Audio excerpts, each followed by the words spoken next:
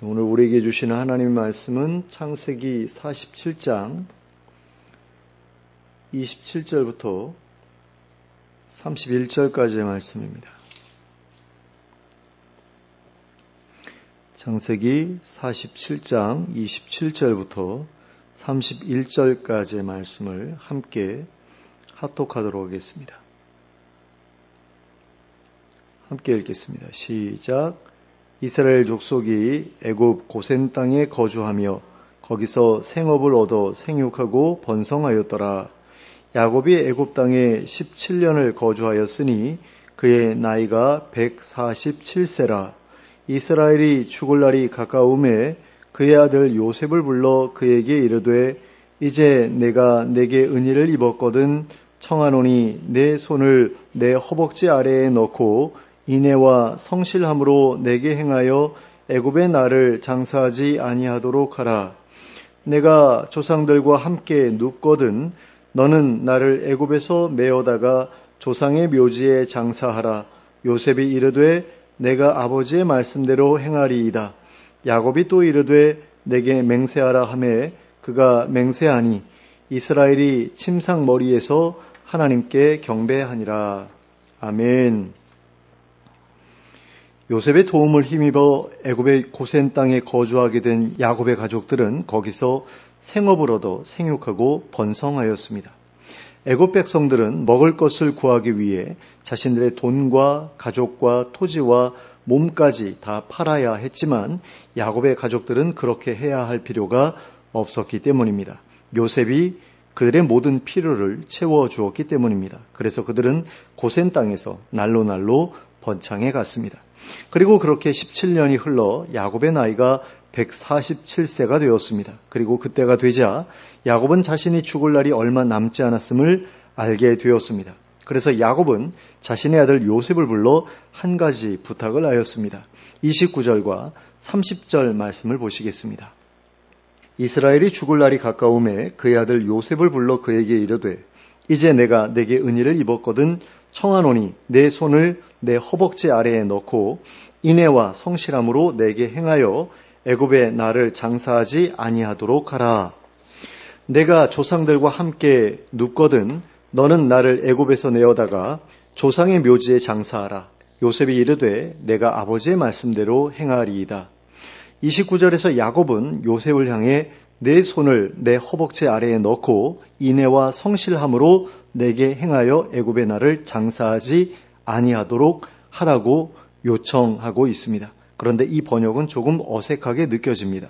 내 손을 내 허벅지 아래에 넣고 애굽의 나를 장사하지 않도록 해라라는 건 논리적으로 말이 되지 않기 때문입니다. 그러므로 우리는 야곱의 말 중에 빠진 말이 있음을 알 수 있게 됩니다. 그 빠진 말은 31절에 기록되어 있는 야곱의 말에서 볼 수 있듯이 맹세하라는 말이었습니다. 야곱은 요셉을 향해 내 손을 내 허벅지 아래에 넣고 맹세하라고 요청했던 것입니다. 그리고 우리는 이러한 맹세의 사례를 예전에도 함께 살펴본 적이 있었습니다. 그것은 아브라함이 자신의 종을 밧단 아람으로 보내어 이삭의 아내를 찾아오도록 시키면서 맹세를 하게 했던 일이었습니다. 창세기 24장 1절부터 9절까지의 말씀입니다. 아브라함이 나이가 많아 늙었고 여호와께서 그에게 범사에 복을 주셨더라. 아브라함이 자기 집 모든 소유를 맡은 늙은 종에게 이르되 청하건대 내 허벅지 밑에 내 손을 넣으라. 내가 너에게 하늘의 하나님 땅의 하나님이신 여호와를 가리켜 맹세하게 하노니 너는 내가 거주하는 이 지방 가나안 족속의 딸 중에서 내 아들을 위하여 아내를 택하지 말고 내 고향 내 족속에게로 가서 내 아들 이삭을 위하여 아내를 택하라. 종이 이르되 여자가 나를 따라 이 땅으로 오려고 하지 아니하거든 내가 주인의 아들을 주인이 나오신 땅으로 인도하여 돌아가리이까.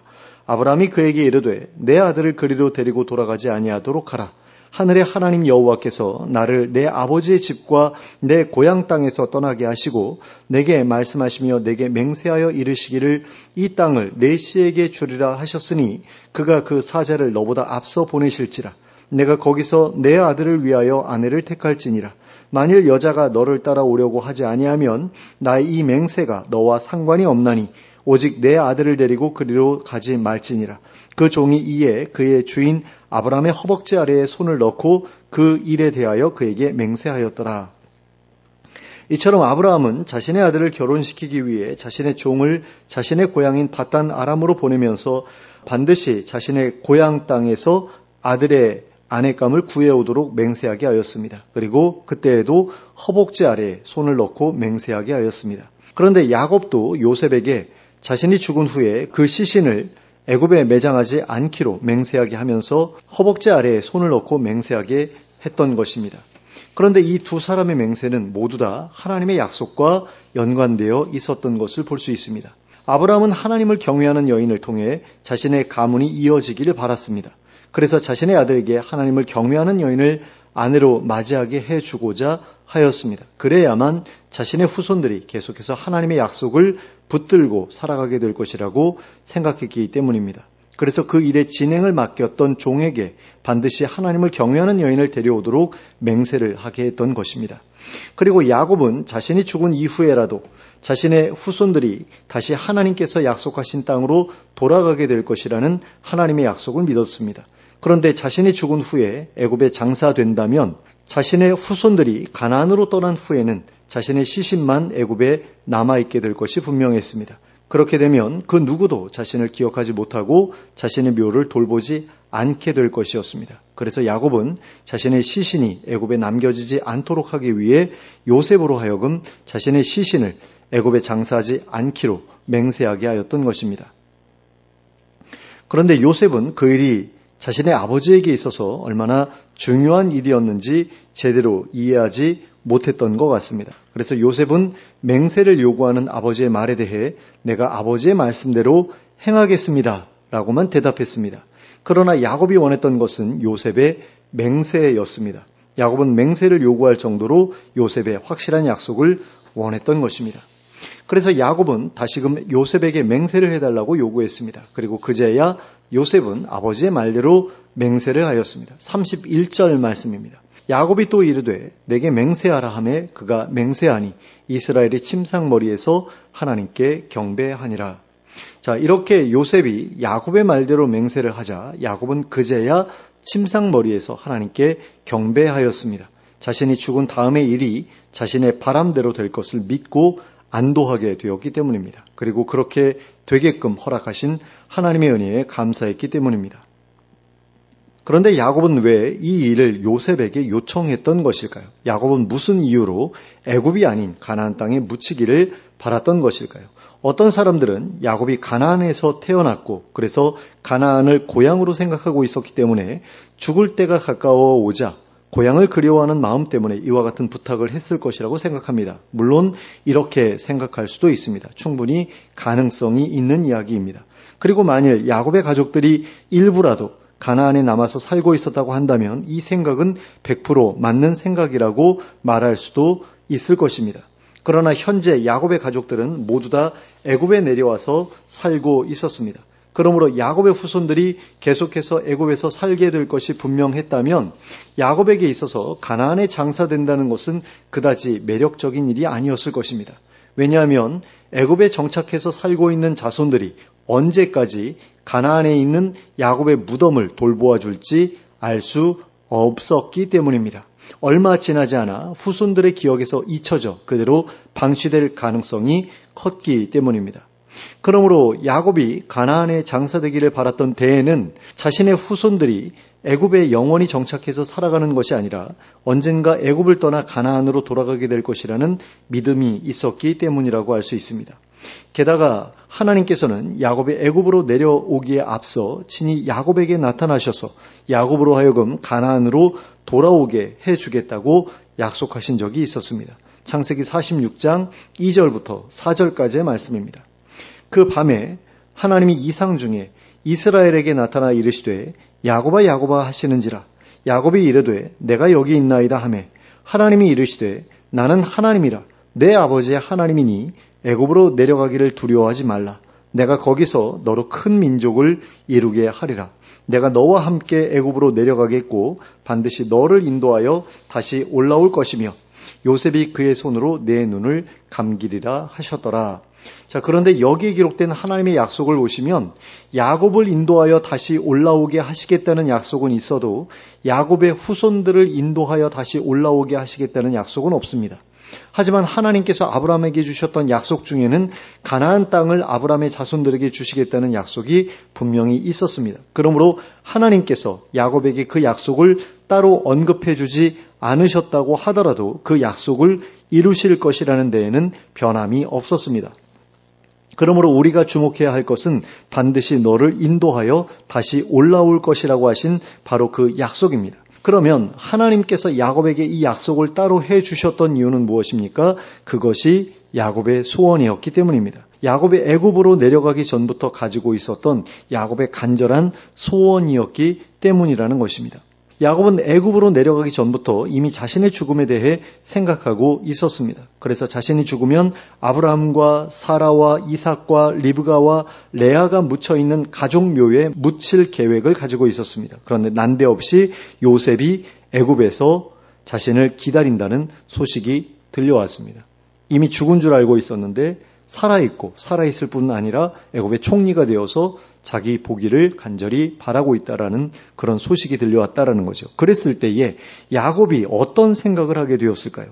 아마도 자식들만이라도 애굽에 살라고 내려보내고 자신은 지금 살고 있는 곳에서 죽음을 맞을 때까지 머물러 있으려고 했을 수도 있었을 것입니다. 차라리 요셉이 잠깐 올라와서 자신의 얼굴을 보고 다시 내려가도록 하는 편이 좋겠다고 생각했을 수도 있었을 것입니다.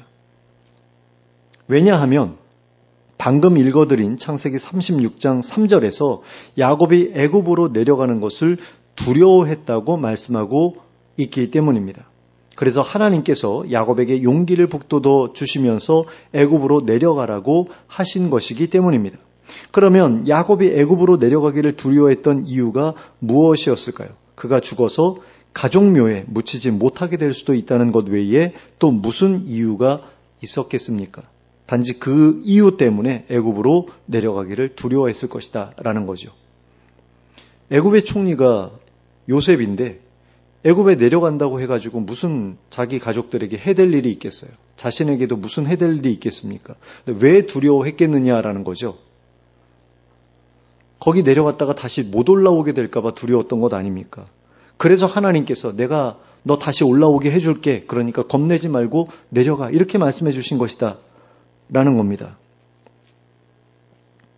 이렇게나 야곱은 가나안 땅에 장사되기를 간절히 바라고 있었고 그렇게 되지 못하게 될 것을 두려워하여 애굽에 내려가는 것을 망설이기까지 했던 겁니다. 그렇게 보고 싶어 했던 요셉이 애굽에 살아있다는 소식을 들었음에도 불구하고 그랬다는 것을 보면 야곱의 이 소원이 얼마나 간절한 소원이었는가 하는 것을 알 수 있습니다.